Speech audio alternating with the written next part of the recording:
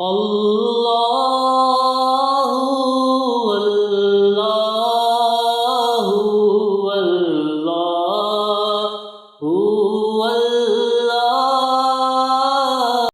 بعد فأعوذ بالله من الشيطان الرجيم بسم الله الرحمن الرحيم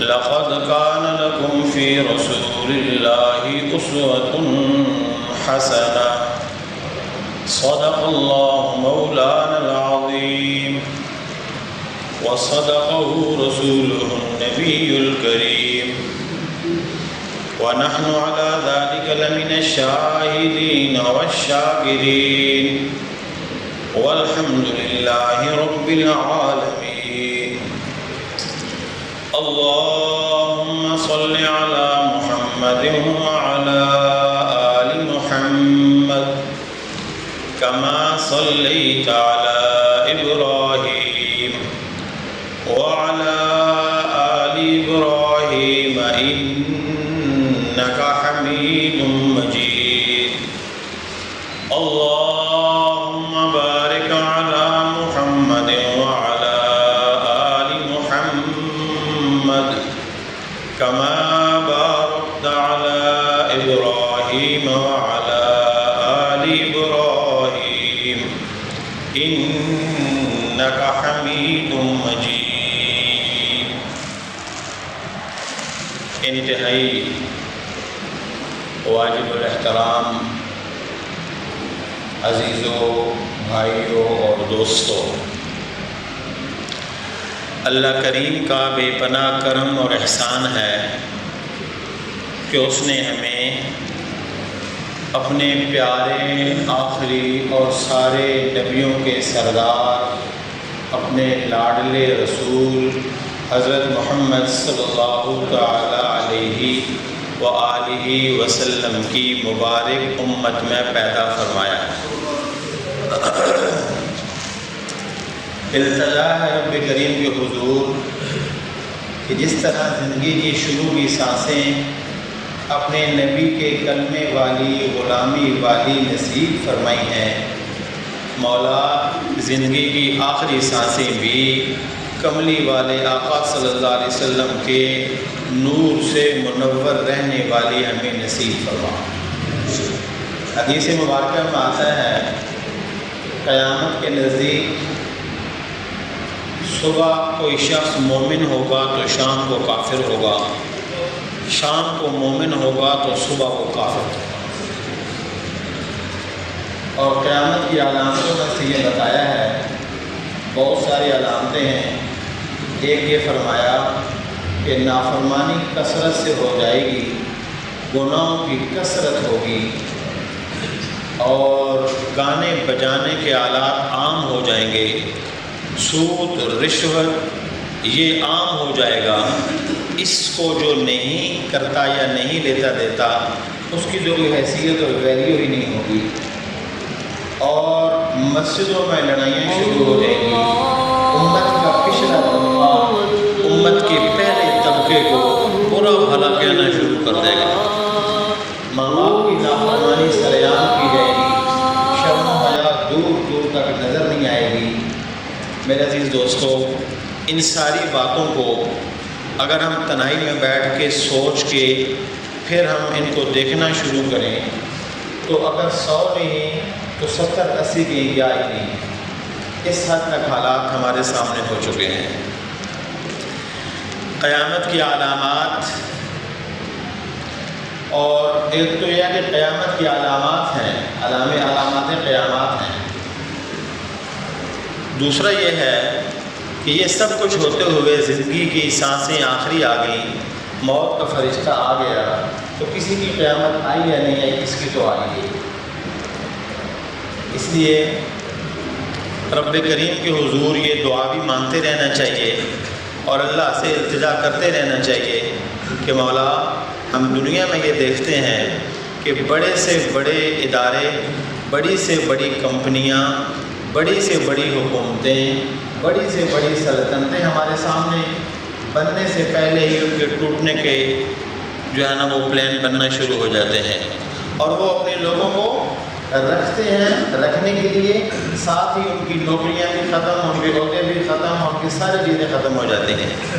یا اللہ یہ جو دنیا کی چیزیں ہیں ہم سے ختم ہو جائیں، ہم سے برداشت نہیں ہوتی، اللہ تو ہمارے حال کے اوپر رحم فرما، کہیں ایسا نہ ہو کہ کسی دھکے میں اور کسی جھٹکے میں اور کسی ولولے میں اور کسی اس ہوا کے تپیڑے میں اور کسی طوفان کے جھونکے میں کہیں اللہ ایسا ہم سب کو محفوظ فرمائے کہ اس جھٹکے میں رسول پاک صلی اللہ علیہ وسلم کی غلامی ہمارے ہاتھ سے نکل جائے، کہیں ان کی جو ہے نا وہ نبوت کا ایمان ہمارے ہاتھ سے پھسل جائے، کہیں اللہ رسول کی جو احکامات ہیں ان کی نافرمانی تو ہو ہی رہی ہے، کہیں نافرمانی ہوتے ہوتے ایمان سے ہی محروم نہ ہو جائے۔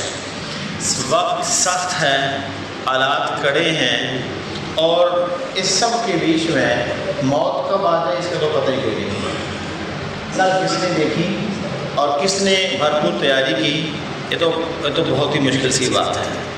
تو اس لیے میرے عزیز دوستوں، پہلی چیز تو یہ ہے کہ ہر آن ہر گھڑی جو اصل سرمایہ ہوتا ہے، جو اصل سرمایہ ہوتا ہے وہ ہر شخص، وہ جتنا بھی پھر اس کے پاس ہے، کسی شخص کے پاس 1 لاکھ روپیہ ہوگا، اس نے بچا کے رکھا ہوا ہوگا، کوئی 1 کروڑ کا مالک ہوگا، کوئی 1 ارب کا مالک ہوگا، کسی کے پاس سونے چاندی کا وہ جمع ہوگا اس کے پاس، کسی کے پاس زمین پراپرٹی زیادہ ہوگی، تو ہر ایک کا جو اپنا اصل سرمایہ ہے وہ سب اس کو بچا کے رکھتے ہیں، سنبھال کے رکھتے ہیں، اور ہر آن ہر گھڑی یہ سوچتے ہیں وہ 1 لاکھ روپیہ رکھا ہوا تھا کہیں کم تو نہیں ہو گیا، پڑے کہیں کم تو نہیں ہو گیا، کہیں اس کا نقصان نہ ہو جائے، کہیں وہ چوری نہ ہو جائے، یہ ہوتا ہے کہ نہیں ہوتا؟ یہ الگ بات ہے کہ ہمارے یہاں جو چیز جتنی سنبھالی جاتی ہے وہ اتنی زیادہ ضائع ہو رہی ہوتی ہے، اس کا نقصان ہو رہا ہوتا ہے کہ وہ کیا کہتے ہیں، وہ جو بینک میں بنائی ہوتی ہیں الماریاں رکھنے کے لیے نا، لاکر۔ کل ایک صاحب مجھے سنا رہے تھے کہ 2 بہنوں نے اپنا وہ زیور لاکر میں رکھوایا، پتہ نہیں کتنا تھا، وہ بینک والے ہی ٹوٹ کے چلے گئے، ہوگی نا قیامت کی علامت۔ تو بھائیو یہ جو میں نے مثال دی ہے، ان چیزوں کے سنبھالنے میں ہم کتنے فکر مند ہوتے ہیں۔ ایمان سب سے قیمتی سرمایہ ہے، سب سے بڑا سرمایہ ہے۔ صحابہ کرام نے اپنی جانیں لگا دی ایمان کو حاصل کرنے کے لیے۔ ہاں، سیدنا ابوبکر صدیق کا غلام عامر بن فہیرہ سر تن سے جدا ہوا تو کہنے لگے اب فزت برب الکعبہ، رب کعبہ کی قسم میں کامیاب ہو گیا، ہاں میں کامیاب ہو گیا۔ اللہ کے بہت بڑے ولی امام فخر الدین رازی رحمۃ اللہ علیہ اور ان کے اپنے استاد پیر و مرشد، تو چونکہ یہ اب کا دور ایسا ہے نا، کمال کا دور ہے، ویسے اب کا دور ایسا ہے نا کہ ولایت ہے، علم ہے کہ نہیں آپ پتہ کوئی نہیں۔ تو وہ ایک وقت تھا کہ ولایت ہوتی اس کے پاس تھی جو صاحب علم ہوتا تھا، صاحب نسبت ہوتا ہی وہ تھا جو صاحب علم ہوتا تھا۔ تو وہ بہت بڑے محقق تھے، بہت بڑے اس وقت کے صاحب علم تھے، دانشور تھے۔ تو زندگی کی آخری سانسیں آئیں اور یہ ایک نہیں بے شمار ایسے لوگ تھے واقعات ہوئے، تو شیطان سامنے آ گیا۔ تو انہوں نے کہا راضی تم بہت بڑے محقق ہو، منطقی ہو، اس وقت منطق کہا جاتا تھا، فلسفہ کہا جاتا تھا جی، تو بہت بڑے فلسفی ہو، بہت بڑے منطقی ہو، بہت بڑے دانشور ہو، فلانے اور ڈھمکانے ہو، تو تم اللہ کو مانتے ہو؟ تو کہا ہاں مانتا ہوں۔ کہا اچھا مجھے دلیل دو۔ تو انہوں نے کہا میری یہ دلیل ہے کہ زمین آسمان بنا، یہ بنا، وہ بنا، کوئی ایک دلیل دی انہوں نے۔ تو شیطان کے پاس بھی تو بڑا علم ہے، ایسا تو نہیں ہے کہ وہ جو ہے نا وہ ہاں علم اس کے پاس بھی بہت ہے، علم ہی نہیں تو اس کو مارا تھا، اس کے علم کے اوپر غرور نے کہ میں آگ سے بنا ہوں وہ مٹی سے بنا ہے۔ تو علم جب تک رب کے تابع نہ ہو وہ نقصان بھی پہنچاتا ہے۔ ہاں صرف معلومات ہو جانا، ورنہ سائنس میں کے حساب میں تھوڑے تجربے کیے انگریزوں نے، سارے تھوڑے مسلمان ہو گئے، کچھ ہوئے جن کو خدا خوفی آ گئی، دیکھو اللہ کا نظام ہے اور اللہ کر رہا ہے، ورنہ دہریے تھوڑے ان چیزوں کو سمجھتے ہیں، لیکن ایمان تو نہیں ملا نا۔ تو شیطان نے جواب میں دلیل دے کے اس دلیل کو توڑ دیا۔ تو امام صاحب نے دوسری دلیل دی 100 دلیلیں دیں، اس ظالم نے 100 دلیلوں کو رد کر دیا. اور آپ جانتے ہیں کہ جب دلیل رد ہوتی ہے تو پھر آدمی کے پاس کوئی چارہ نہیں ہوتا. تو کہنے لگا دیکھا میں نہیں مانتا، تم مانتے ہو تو دلیل سے ثابت کرو. اور ادھر موت کا وقت ہے، زندگی کی آخری سانسیں قریب ہیں. کئی عام لوگ چھوڑ دیجئے، کئی صاحب نسبت، کئی ولی اللہ، کئی اولیاء کا ایمان اس حالت میں شیطان نے سلب کروا دیا. شیطان نے سلب کروا دیا. وہ نہیں پڑھا آپ نے وہ مسلم شریف کا واقعہ، وہ جو جریج والا واقعہ ہے، کتنا بڑا اللہ کا ولی تھا. کئی 100 سال اندر وہ عبادت خانے میں بیٹھ کے عبادت کرتا رہتا نہیں نکلتا تھا. اور اس طرح کا تیسرا واقعہ کہ پھر زنا کروا دیا اور پھر اسے پھانسی کے تخت پہ پہنچا دیا اور پھر کہنے لگا پھانسی ہونے لگی ہے، بچ جاؤ کہ اب بھی ایک راستہ ہے. کیا راستہ ہے؟ کہا مجھے تم سجدہ کرو. بھائی تو شرک ہو جائے گا. کہا تم ادھر کے توبہ کر لینا، ایسا کیا ہے اس میں؟ اس نے کہا کہ میں کیسے سجدہ کروں، میں تو لڑکا ہوں. اس نے کہا تم سر جھکاؤ، میں تمہاری توبہ قبول کر لوں گا. ادھر وہ لمحے نہیں پھر میسر آیا کہ ادھر اس نے سر جھکایا اور ادھر اس کی پھانسی ہو گئی. اور اتنا بڑا ولی دنیا سے جاتے ہوئے ساتھ میں چلا گیا. تو امام فخر الدین کے جو اپنے پیر و مرشد تھے، استاد تھے، جن سے انہوں نے تربیت حاصل کی تھی، علم پڑھا تھا، ولایت لی تھی، نسبت حاصل کی تھی، جنہوں نے ان کی تربیت کی تھی، جو بھی ہر ایک کے اپنے جن سے انسان تربیت حاصل کرتا ہے. ہاں یہ تو اب کا دور ہے نا، یہ تو اب کا دور ہے کہ ہمیں تربیت کی ضرورت ہے کوئی نہیں. ہمیں ضرورت ہے کوئی نہیں. ہم تو پڑھے لکھے ہیں، ہمارے پاس نالج ہے، ہم جانتے ہیں. ہم کوئی ایسے تھوڑی ہیں، ان پڑھ تھوڑی ہیں کہ ایسے ہی کیوں ہو جائے گا. تو ان پڑھ اتنی جلدی نہیں گرتا، پڑھا لکھا جلدی گر جاتا ہے. اور یہ وہاں گرتا ہے جہاں پہ ان پڑھ بھی نہیں گرتا. یہ جو آپ کا تفصیل نہیں ہوتا ہے، یہ جو آج کل وہ چل رہا ہے، وہ جو ایک نیا بل آ گیا جنس تبدیل کرنے کا، یعنی کیا نام ہے اس کا انگریزی میں؟ ہاں جی ہاں. اب مجھے بتائیں یہ ان پڑھ لوگ کر رہے ہیں سارے یا پڑھے لکھے لوگ کر رہے ہیں؟ آپ نے یہ 2018 میں جو حکومت تھی مسلم لیگ والوں کی، وہ پیپل پارٹی والوں نے بل پیش کیا کہ خواجہ سراب کو حقوق نہیں ملتے. انہوں نے کہا اچھا ہم ان کو حقوق دیتے ہیں. اور تحریک انصاف والی بھی ساتھ آ گئی، تینوں نے مل کے خواجہ سراب کو حقوق دیے.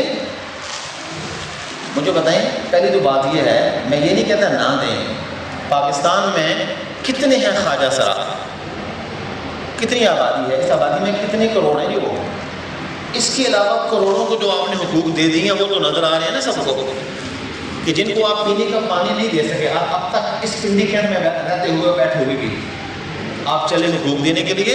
آپ دیں، زندگی دیں بھیا. آپ فحاشی کے اڈوں کا راستہ نہ کھولیں. ہاں جی، آپ نے حقوق نسواں کو شروع کیا تھا، انہوں نے پھر نعرہ شروع کر دیا ہمارا جسم ہماری مرضی. یہ ہوگا تھا کہ نہیں ہوگا تھا؟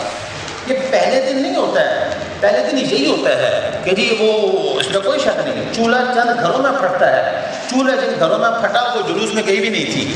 وہ ہماری بہن بیٹیاں آج بھی یار و مددگار ہو رہی ہیں، وہ ظلم اب بھی ہو رہے ہیں. گھروں میں ان کے اوپر چھتیں گر رہی ہیں، چولہے پھٹ رہے ہیں اور وہ بیار و مددگار مار کھا رہی ہیں، اب بھی کھا رہی ہیں. لیکن یہ کہ جس کا فائدہ انہوں نے اٹھانا تو اٹھایا کہ نہیں اٹھایا. تو آپ نے حقوق نسواں شروع کیا، انہوں نے ہمارا جسم ہمارا مرضی تک لے گئے اس کو. آپ نے خواجہ سراب کو شروع کیا تھا آپ کو حقوق دلانے کے لیے، اگلے یہاں تک پہنچ گئے جو اب ہو رہا ہے جنس کی تبدیلی کا.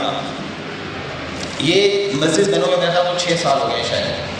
اس سے پہلے میں اسلام آباد میں G10 میں توحید مسجد میں جمعہ ایک دن میں جمعہ پڑھا کے فارغ ہوا تو ایک نوجوان میرے پاس آیا، تو اس واقعے سے مجھے وہ واقعہ یاد آ گیا. تو اپنے بچے کے بارے میں پریشان تھا، پڑھ نہیں رہا، مدرسہ یہ وہ اس طرح. تو وہ میں بیٹھ گیا اسی سائڈ میں. تو میں نے کہا اچھے چلے میں فلاں صاحب سے کہتا ہوں جو انشاءاللہ ان کا استاد سی ہو جائے گا، دوسرا استاد چینج کر دیں گے، پڑھائی بہتر ہو جائے گی. میں نے کہا آپ کرتے کیا ہو؟ تو ان کا نمبر آج بھی میرے موبائل میں موجود ہے. میں اسی عرض کر رہا ہوں. کہنے لگا میں ڈاکٹر ہوں. کس چیز کا؟ تو اب مجھے انہوں نے جلدی سمجھانے کے لیے کہا آپ نے سنا ہوگا اخبار میں کہ وہ نامی کلاس دی تھی تو بچے نے امتحان دیا تھا، بعد میں وہ لڑکی بن گئی، اور 10ویں کلاس میں وہ لڑکی تھی وہ لڑکا بن گیا. میں نے کہا ہاں ایسی خبریں تو وہ اشتہار لگتا ہے کہ جو نابینے کو بھی نظر آتی ہیں. کہا میں ڈاکٹر ہوں جنسیات کا، تو میں نے کہا مجھے سمجھائیں یہ ہوتا کیا ہے؟ انہوں نے کہا کہ میں نے 100 آپریشن کیے، 100 میں سے 90 وہ ہیں جن کو ہم نے یعنی وہ اس کو لے گئے نا مرد کی طرف، تو وہ مرد بن گیا، اور مرد کا مطلب یہ ہے کہ وہ باپ بننے کے قابل ہے، اور جو کنورٹ ہوا اس میں فیمیل میں تو وہ ماں بننے کے قابل ہے۔ 10 ایسے ہیں کہ جو نہیں ہو سکے۔ میں کہا ڈاکٹر صاحب میرا سوال پھر بھی وہیں پہ ہے، جس کو اللہ نے مرد بنایا آپ اسے عورت کیسے بنا سکتے ہیں؟ اور جس کو اللہ نے عورت بنایا آپ اس کو مرد کیسے بنا سکتے ہیں؟ اس نے کہا کہ یہ کس نے کہا کہ ہم مرد کو عورت بناتے ہیں؟ تو میں نے کہا یہ دیکھا تو ایسے ہی ہوتا ہے کہ وہ غلام رسول تھا، وہ بی بی زینب بن گیا، تو کہنے لگا کہ نہیں، اصل میں ہوتا یہ ہے کہ جو جسم کے اندر کے اعضاء ہیں وہ بچپن میں وہ سمجھ نہیں آتی، نیچے کے اوپر، اوپر کے نیچے، دائیں کے بائیں، بائیں کے دائیں ہو رہے ہوتے ہیں، وہ اسی طرح معاشرے میں چلتے رہتے ہیں۔ وہ جب بڑے ہو جاتے ہیں، بالغ ہونے لگتے ہیں، اب ان کو تکلیف ہونا شروع ہوتی ہے، کیونکہ اصل تو پیدائش وہ تھی، یہاں پہ حلیہ کچھ اور بنا ہوا تھا۔ ہم چند آپریشن کر کے اسی جسم کے اعضاء کو وہاں سے موو کرتے وہاں پہ لے جاتے ہیں، وہ اصل میں پہلے سے قدرت نے رکھے ہوتے ہیں۔ سادہ لفظوں میں وہ پہلے سے ہی عورت تھی، ہم نے صرف کیا کیا کہ وہ بیمار تھی اور آپریشن کر کے اس کو ٹھیک کر دیا۔ جیسے کسی کا دل کا وہ وال بند ہو جائے تو وال تو بند ہو گیا، ہم اس کو بائی پاس کر کے اس کو ٹھیک کر دیتے ہیں۔ میں نے کہا یہ تو ہو گئی یہ بحث، ہمیں یہ سمجھ میں آ گیا کہ جو عورت مرد بن رہی ہے، مرد عورت بن رہے ہیں، وہ اصل میں تھی ہی عورت یا وہ تھا ہی مرد، اور وہ اس کی خلقت عجیب ہو گئی تھی، آپ نے اس کو ٹھیک کر دیا کہ ہاں یہ ہو گیا۔ میں نے کہا یہ اس سے تو یہ جو ایک اور فتنہ ہے، اور یہ میں نے اس مسجد بننے سے پہلے کی عرض کر رہا ہوں، کہنے لگا کہ ہاں ایسے بہت سارے لوگ ہم سے رابطہ کر رہے ہیں، اور پھر انہوں نے چند شرفاء کے نام لیے۔ شرفاء اس لیے کہہ رہا ہوں کہ ہم سارے انہیں شرفاء ہی سمجھتے ہیں، اور سمجھیے انہیں شرفاء وہی شرفاء ہیں جو سود کے بازار گرم کریں، جو ظلم کے بازار گرم کریں، جن کے آگے کھٹو بچوں کے شور ہوں، جن کو ہم ووٹ بھی دینا چاہتے ہیں اور نوٹ بھی دینا چاہتے ہیں، وہی مخلوق ہے خدا۔ مجھے انہوں نے جو نام بھی کہے تھے، صاف سی بات ہے، میں نہیں کہنا چاہ رہا، میری مرضی ہے۔ تو انہوں نے کہا کہ فلاں وہ ان کے بچے یا بچیاں اب بھی مجھ سے رابطے میں ہیں، تو ہم نے ہاتھ جوڑے کہ بی بی ایسا نہیں ہوتا، یا بچے ایسا نہیں ہوتا، آپ میں وہ چیز ہے ہی نہیں، ہم کیسے آپ کو بنا دیں؟ یعنی کچھ لوگ یہ متوجہ ہونا شروع ہو گئے کہ بچہ کہنے لگا ہم نے فیمیل بننی ہے، اور خاتون کہنے لگی میں نے مرد بننا ہے۔ یہ عام ہو رہا تھا، لیکن عمومی سطح پہ، عوامی سطح پہ، حکومتی سطح پہ اس چیز کا نام و نشان نہیں تھا۔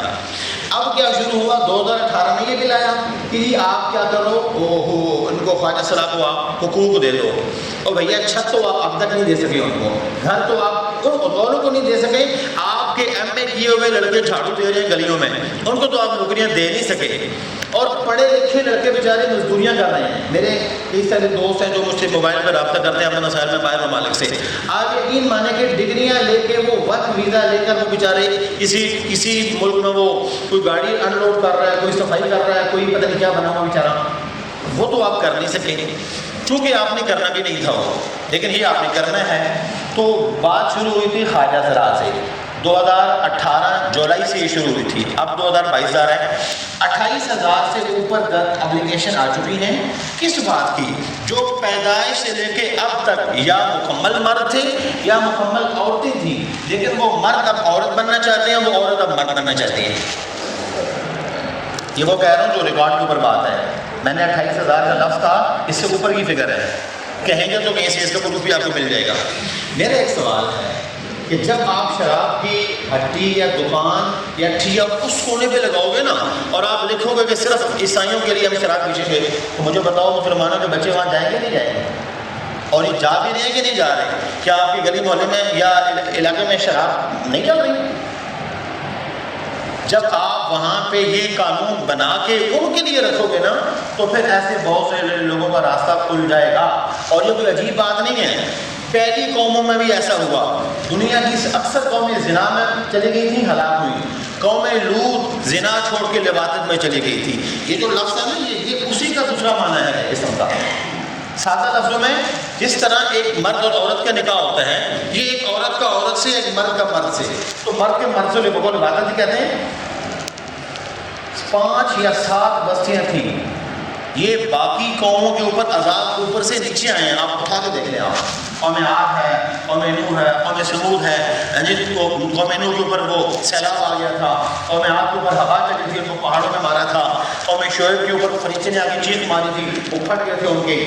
یہ جو قوم تھی اللہ کے نبی حضرت لوط علیہ السلام, ان کی قوم کے اوپر جو عذاب آیا کہ اللہ نے فرشتے کو بھیجا صبح فجر کے وقت میں, جب وہ ابھی رات جا رہی تھی اور دن ابھی شروع ہوا نہیں تھا, رات پوری گئی نہیں تھی, دن ابھی پورا آیا نہیں تھا, صبح سحری کے وقت میں حضرت جبریل علیہ السلام, تو فرشتے نے اپنی پر کی نوک پہ ان کی سارا جو لوط علیہ السلام کی وہ قوم زیادہ آباد تھی, 5 یا 7 بستیاں بنتیاں قوم بنتے ہیں, ان کو اٹھایا اور اوپر لے گئے ان کو. یہ ہے ان کا انجام. سود خور کے ساتھ اللہ کی جنگ ہے. رشوت خور, رشوت لینا حرام ہے, اس میں کوئی شک نہیں ہے, لیکن آپ نوٹ کریں قوم شعیب تجارت میں ڈنڈی مارتی تھی, عذاب زمین پہ آیا لیکن زمین کے اوپر آیا. اور قوم سمود کے اوپر آپ دیکھ لیں وہ زمین کے اوپر آیا, قوم ہود کے اوپر آپ دیکھ لیں عذاب زمین کے اوپر آیا, پھر سیلاب آیا, پھر زلزلہ آیا, پھر وہ جو ہوا سو ہوا. یہ واحد وہ قوم تھی جن کے اوپر جو عذاب آیا وہ زمین کے اوپر بعد میں آیا. پہلے ان کو زمین سے اٹھا کے ان کو آسمانوں تک بلند کیا. اور امام ابن کثیر رحمۃ اللہ علیہ نے لکھا ہے کہ اتنا اوپر کیا کہ آسمان کے فرشتوں نے اس قوم کے مرغوں کی, جو کہ سحری کا وقت ہے نا, مرغوں کی, ان کے کتوں کے بھونکنے کی آوازیں سنی, اوپر سے جا کے ان کو پھر الٹا کر دیا. یعنی گناہ تو وہ بھی تھے, گناہ کبیرہ تھے, لیکن یہ بھیانک درجے کی بدبختی ہے کہ ایک تو گناہ ہے, بے حیائی ہے, اور بے حیائی در بے حیائی ہے, اور اوپر سے ان کو الٹا کر دیا. تو کیا کہتے ہیں, امطرنا علیہم حجارۃ من سجیل, اوپر سے الٹا کر دیا, اوپر سے ہم نے پتھروں کی بارش کر دی, پتھروں کی بارش کر دی. اور لوط علیہ السلام سے کہا آپ نکلو اپنی بیٹیوں کو لے کے. تو ان کی بیوی نبی کی بیوی ہو کہ آپ لوگ کیا چیز ہو. آپ صرف یہ سمجھتے ہو کہ اسلامی جمہوریت کا ٹائٹل لگانے سے آپ نکل جائیں گے, نہیں نکل سکتے. وہ نبی کے گھر میں رہتی تھی, نبی کے ساتھ کھانا کھاتی تھی, نبی کی بیوی تھی, لیکن دل اس کا ان کے ساتھ نہیں تھا, ان کے ساتھ تھا. نکلے کا پیچھے مڑ کے نہیں دیکھنا, اس نے پیچھے مڑ کے دیکھا, ایک پتھر اس کے لگا, وہ وہی مر گئے. تو گناہ تو زنا بھی تھا, لیکن یہ اس سے بڑی بدبختی ہے. اور حیرت کی بات یہ ہے کہ کتنے فارغ لوگ ہیں, ان کے پاس ڈوبی ہوئی سیلاب میں قوم کے لیے, مرتی ہوئی بیماریوں میں قوم کے لیے وقت نہیں ہے ان کے پاس, لیکن یہ بل پاس کرنے کے لیے پاس کتنا وقت ہوتا ہے. اور سلام ہے ان لوگوں کو جن کو میں اور آپ نہ سلام کرنا چاہتے ہیں, نہ ووٹ دینا چاہتے ہیں. سچی بات ہے, ہم دونوں کہتے ہیں یہ کہاں سے آ رہے ہیں. لبیک والوں کے مفتی صاحب نے, مولانا معاویہ اعظم صاحب نے, اور جمعیت علماء اسلام کی وہ خاتون ایم این اے, مجھے ان کا نام نہیں آ رہا, ان 3 جہاں یہ لوگ تھے, انہوں نے اپنی اسمبلی میں درخواستیں دی, یا جو بھی کہتے ہیں اس کو نوٹس دیا, یا جو بھی وہ پیش کیا کہ ایسا نہیں ہونا چاہیے. مجھے بتائیں, یہ باقی سارے گھر سے قرآن پڑھ کے نہیں گئے تھے, یہ مسلمانوں کی ماؤں کی گود میں پیدا نہیں ہوئے تھے, یہ مسلمان گھروں میں کی کیا پرورش نہیں پائی تھی. کیا یہ سارے وہ ایاک نعبد و ایاک نستعین کا پرچار کرنے والے نہیں تھے؟ کیا یہ سارے لا الہ الا اللہ محمد رسول اللہ پڑھنے والے نہیں تھے؟ تو حقوق دینے کا مطلب بے حیائی کا راستے کھولنا نہیں ہوتا. پہلے آپ نے جب کیا تو یہ ہوا, اب آپ یہ کرنے جا رہے ہیں, تو اس کا مطلب پتہ کیا ہے کہ عیاش پرست طبقہ عیاشی حاصل کرنا چاہتا ہے, قانون میں گنجائش نہیں ہے, یہ ان کے لیے راستہ بنا رہے ہیں. تو میرے عزیز دوستو, حضرت امی عائشہ سے کہا اللہ کے رسول صلی اللہ علیہ وسلم نے کہ دنیا میں جب عذاب آتا ہے تو پھر سارے رگڑے جاتے ہیں. تو بات سیدھی سی یہ ہے, زلزلے جہاں زنا عام ہوگا وہاں قتل عام ہوگا. ہاں, جہاں یہ گناہ ہوں گے وہاں پھر آپ روکو سیلابوں کو, بناؤ ڈیم, پھر ڈیم بنانے سے بھی بات نہیں بنے گی. اللہ سے کون مقابلہ کر سکتا ہے؟ قرآن کہتا ہے کم من قریۃ عتت عن امر ربھا, تم سے پہلے کتنی قومیں, کتنی بستیاں اپنے رب کی نافرمان ہوئی, اور رسولوں کی نافرمان ہوئی. فحاسبناها حسابا شدیدا وعذبناها عذابا نکرا, پھر اللہ کے عذاب کا کوڑا برسا ان کے اوپر. قرآن کہتا ہے فذاقت وبال امرها وكان عاقبۃ امرها خسرا, کہ انہوں نے جو بھی کیا تھا اس کا وبال چکھا. اسی دنیا میں وہ سب اللہ کے عذاب کے شکار ہوئے, آخر تو پیچھے رہ گئے.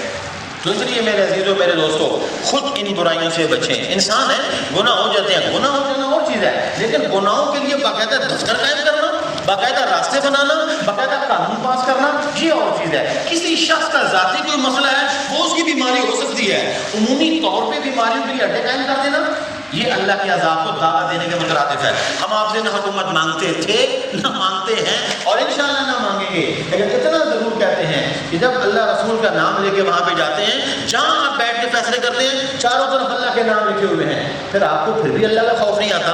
تو آپ میں سے اتنی بات کہتا ہوں، اللہ سے مانگے، اللہ ان برائیوں کو شروع بھی نہ ہونے دے، یہاں پہ ان کی بنیاد ہی نہ ڈلے، اور پھر جس سے بھی تعلق ہے، ہر ایک کا کسی نہ کسی سے تعلق ہوتا ہے، ان کو بٹھا کے سمجھائیں ہاں کہ ایسا نہ ہو اللہ کا عذاب جب آئے گا تو رگڑے تو سارے دیں گے. کم از کم اتنا تو کہ ہم نے اپنا فرض ادا کیا کہ ہم ان کو روک سکتے تھے، نہیں سکتے تھے، کہہ سکتے تھے، سمجھا سکتے تھے، دعا کر سکتے تھے، اور وہ ہم نے کیا. اللہ عمل کرنے کی توفیق نصیب کرے. اللہ